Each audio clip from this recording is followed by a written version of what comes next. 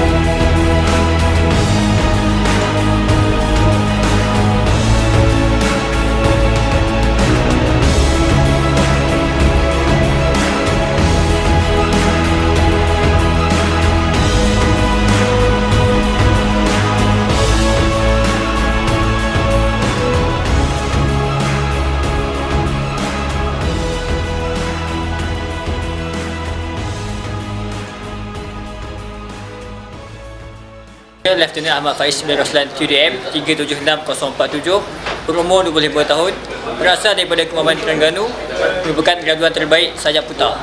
Saya Lieutenant Muhammad Syahmi bin Muhammad Nawi TUDM 376074. Saya berumur 25 tahun, berasal dari Kota Baru, Kelantan, dan saya merupakan graduan terbaik bagi jurusainser senjata pejuang. Saya Lieutenant Muhammad Atif bin Muhammad Nur Azam TUDM 376084. Saya berasal daripada Sungai Petani Kedah, berumur 25 tahun, dan saya merupakan graduan terbaik Sayap Kaku. Saya Lieutenant Ku Muhammad Asfar bin Ku Abdul Syukur, berasal daripada Alostar Kedah, dan saya berumur 25 tahun. Saya merupakan graduan terbaik Sayap Putar. Saya Lieutenant Safal Muhammad Yusanto TUDM. Saya berasal daripada Tampin Negeri Sembilan, berumur 25 tahun. Saya merupakan graduan terbaik keseluruhan Sayap Kaku.